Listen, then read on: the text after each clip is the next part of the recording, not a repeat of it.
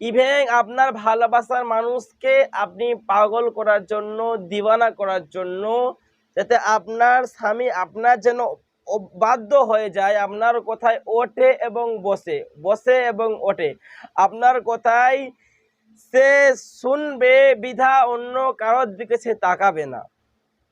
যদি এরকম কিছু করতে চান তাহলে আপনি এই কোরআন থেকে কিছু আমল আপনি শিখে যান, কিছু আমল আপনি জেনে যান। এই যে আমলটি বলবো, যে আয়াতটি বলবো, কখনো কোনো কবিরাজ তো দূরের কথা, ইউটিউব জগৎ খুঁজলেও আপনি আমলটি পাবেন না। আসসালামু আলাইকুম ওয়া রাহমাতুল্লাহি ওয়া বারাকাতুহু। সম্মানিত ভাই ও বোনেরা, আপনারা কেমন আছেন? আমি আলহামদুলিল্লাহ ভালো আছি, সুস্থ আছি। হ্যাঁ, আজকের আপনার সম্মুখে বিশেষ একটি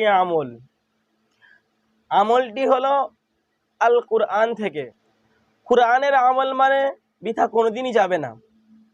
যে সমস্ত ভাই এবং বোন, মা এবং বাবা ভালোবাসার মানুষকে পেয়েছেন, স্বামীকে পেয়েছেন, স্ত্রীকে পেয়েছেন, ভাইকে পেয়েছেন, বোনকে পেয়েছেন, কিন্তু আপনার সাথে খারাপ ব্যবহার করছে, খারাপ কাজ করছে, আপনাকে ভালোবাসছে না।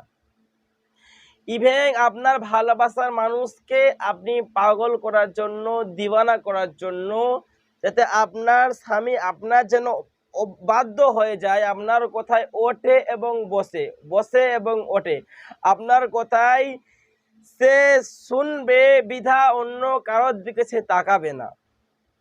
যদি এরকম কিছু করতে চান তাহলে আপনি এই কোরআন থেকে কিছু আমল আপনি শিখে যান, কিছু আমল আপনি জেনে যান। এই কোরআন এমন একটি কোরআন যার মধ্যে আল্লাহ বহুত হাজার হাজারো শিফা দিয়ে রেখেছে। আজকের আপনার সম্মুখে যে আমলটি বলবো, যে আয়াতটি বলবো, কখনো কোনো কবিরাজ তো দূরের কথা, ইউটিউব জগৎ খুঁজলেও আপনি আমলটি পাবেন না। খুব মহামূল্যবান একটি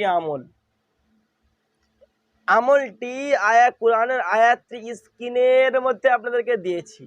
ও শুরু হচ্ছে ওয়ালকাইতু আলাইকা মাহাব্বাতাম মিন্নি ওয়ালিতুসনা আলা আইনি ইদ তামশি ফিল আরদি মারহা। এটা দিয়ে শুরু রয়েছে। এই পুরো পৃষ্ঠার তাবিজটি আপনাকে করতে হবে, লিখতে হবে। কবে করবেন? আপনি যে কোনো সোমবার এবং যে কোনো শুক্রবার, এই দুটি দিনের মধ্যে আপনি যে কোনো একটি দিন ইশার নামাজকে আদায় করে নেবেন। আদায় করে দিন আগেও পরে 11 বার করে দরুদ শরীফ পড়ে নেবেন। পাক পাঞ্জাতনের ভালোবাসার সম্মানের খাতিরে 5টি ধূপকাঠি জ্বালিয়ে নেবেন। নিয়ে আপনি গায়ে একটু খুশবু আতর লাগিয়ে নামাজ পাঠের মধ্যে বসে যান। গিয়ে আপনি এই আয়াতটি পরিপূর্ণভাবে কেশর জাফরান কালি দিয়ে সাদা কাগজের মধ্যে লিখে ফেলুন। আপনার যখন লেখা কমপ্লিট হয়ে যাবে, নিচেই দেখুন একটি ছোট্ট একটি দাগ দেয়া আছে।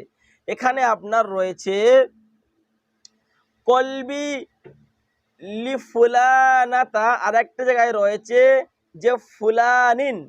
এই যে দুটি জায়গায় রয়েছে, এই দুটি জায়গায় দুটো নাম দিতে হবে। প্রথম যে ফুলানিন যে জায়গাটা রয়েছে, ওখানে আপনি আপনার স্ত্রীর নাম দেবেন, আর আপনি আর একটি জায়গায় আপনার স্বামীর নাম দেবেন। দিয়ে আপনি কি করবেন? এই তাবিজটি যদি আপনি ছেলেকে করেন, আপনি যদি মেয়ে হন তো বাম হাতে পড়বেন, যদি আপনি ছেলে হন তো ডান হাতে পড়বেন। যদি আপনার তাবিজটি পড়া পসিবল না হয়, আপনি সেই ব্যক্তির বালিশের মধ্যে তাবিজটি দিয়ে দিন। আর আপনি এই আয়াতটি ওই জায়গাতে মধ্যে বসে আপনি 41 বার পড়ুন। যখন আপনি 41 বার পড়া কমপ্লিট হয়ে যাবে, ওই জায়গাগুলোতে আসবে, তখন আপনি আপনার নাম নেবেন এবং আপনার ভালোবাসার মানুষের নাম নিয়ে কোনো পানির মধ্যে, মিষ্টি কোনো দ্রব্যর মধ্যে ফুঁক দিন। ভাই, আমি তো পানি খাওয়াতে পারবো না।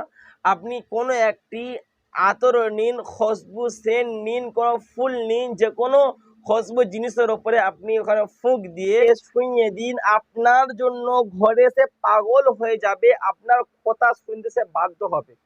আপনি দুটি কাজ করুন। ইনশাআল্লাহ আপনার সমস্যাটি সমাধান হয়ে যাবে। যে কোনো মেয়ে আপনার জন্য বিয়েতে রাজি হয়ে যাবে। শ্বশুর শাশুড়ি যাকে ইচ্ছা খুশি করতে পারেন, সে আপনার জন্য ইনশাআল্লাহ পাগল হয়ে যাবে।